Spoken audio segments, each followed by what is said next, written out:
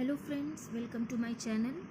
I am going to read an editorial, A Disturbing Step for Rights, Dignity and Mental Health by Dr. Kavita Arora.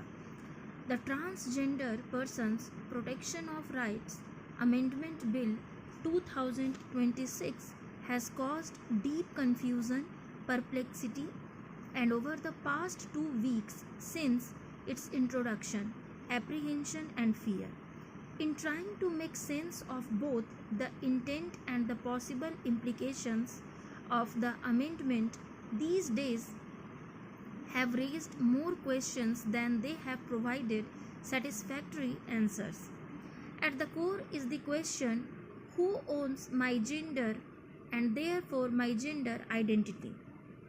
For the majority of men and women who happen to be cisgender, life hardly ever brings us to a point where we are faced with this as a question. There is no evaluation that we need to undergo, whether it is a form at a hospital, clinic, bank or workplace. We claim our gender ourselves by ticking a box. We simply state our gender, not expecting anyone to question the obvious. However, for gender diverse and transgender individuals, this is what is proposed henceforth. This violates the foundational principles of dignity, autonomy, and mental well being. From progression to regression. In 2014, the Supreme Court of India delivered a historic judgment in Nalsa versus Union of India, recognizing transgender persons as a legitimate gender identity. It was a watershed moment for jurisprudence, public policy, and governance because it rested on a simple and powerful principle. Gender identity is self-identified, just as any individual declares themselves a man or a woman without external verification. Transgender persons too were reaffirmed as the final and only authority on their gender identity. This principle is rooted not only in human dignity and autonomy but also in constitutional morality.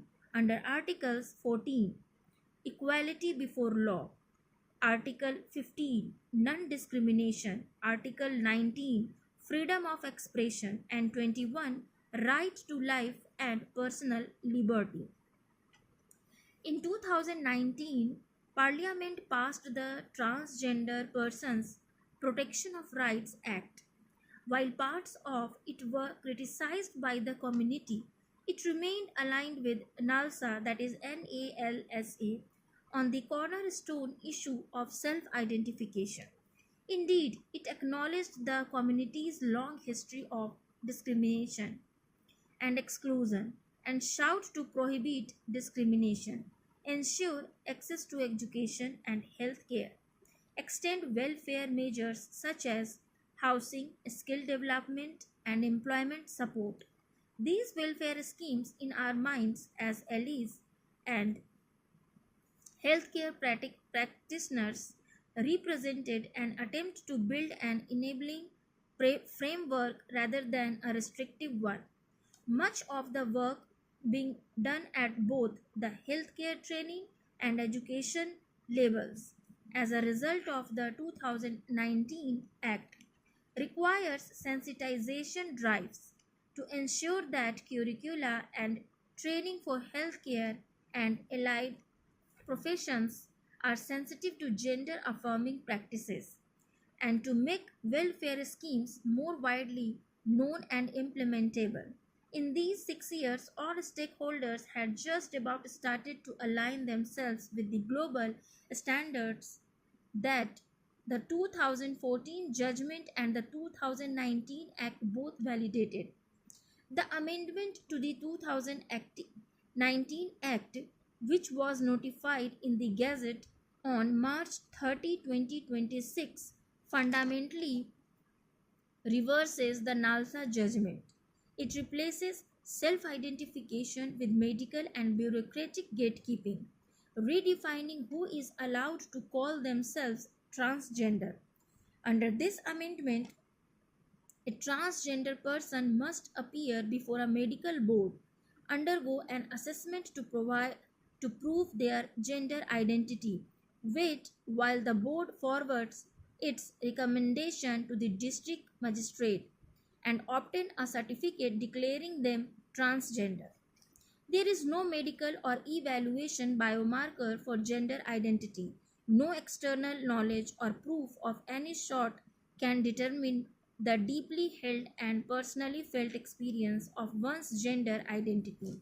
There would have been no need for trans individuals to come out at all if that had been the case. This is the accepted truth in medicine and healthcare across the globe. Therefore, it is perplexing that the amendment talks about determining and validating someone's gender through a process in which the answer to the question, "What is my gender?" has to be given by complete strangers. This raises many issues that seem to present challenges at many levels. Medical boards, many of which do not exist at the district level, are already overburdened even for urgent healthcare needs. In the absence of criteria as well as time and the process, it is likely that boards may fall back on arbitrary, invasive, or abusive examinations, including the possibility of genital inspection.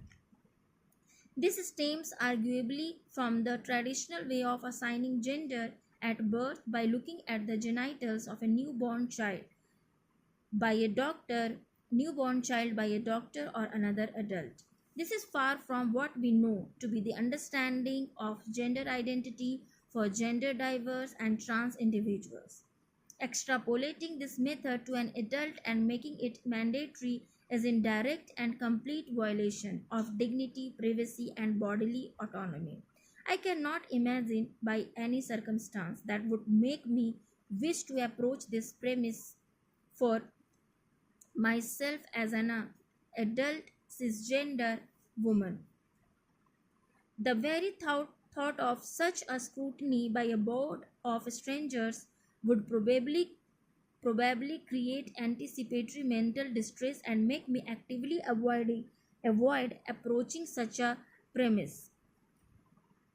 Instead of improving welfare access, the amendment will likely shrink it, deter individuals from approaching the state, and reintroduce fear and humiliation into an already vulnerable population. Mental health fallout crisis in the making. The transgender community already faces extreme vulnerability. Data show that 99% of transgender persons have faced social rejection, 52% have faced harassment or violence in educational spaces. 57% of trans women report experiencing physical or sexual violence at least once. And transgender adolescents have suicide attempt rates estimated between 13% and 50%, far above the national average.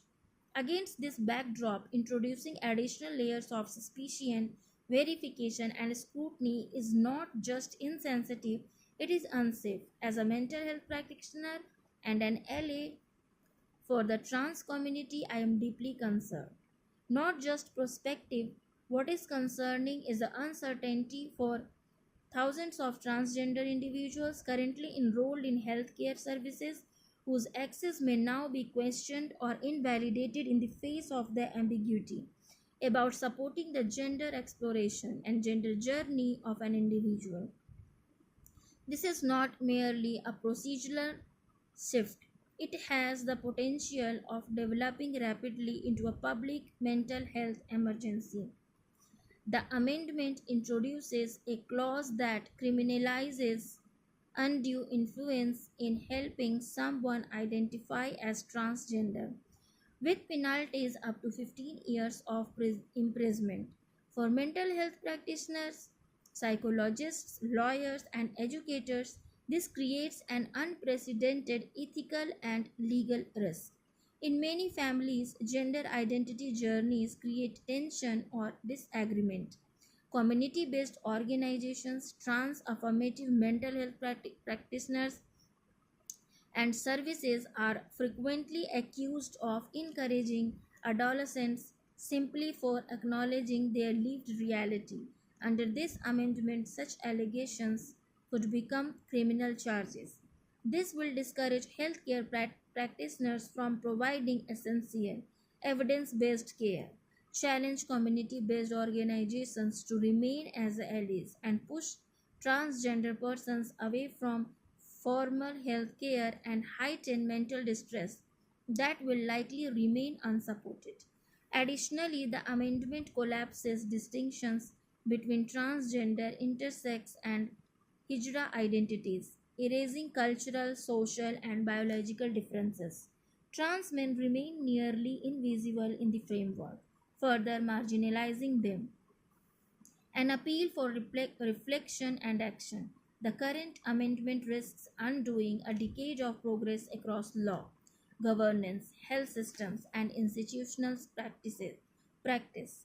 If misuse has occurred, even if limited to the 0.01% that the government suggests, the solution lies in audits, verification protocols, and administrative strengthening, not in policing gender identity or forcing medicalization. To uphold constitutional values, protect mental health, and ensure administrative feasibility, this amendment must be reconsidered. We owe each individual in India the assurance that governance frameworks do not deepen fear, stigma, or exclusion for any community. Thank you for listening.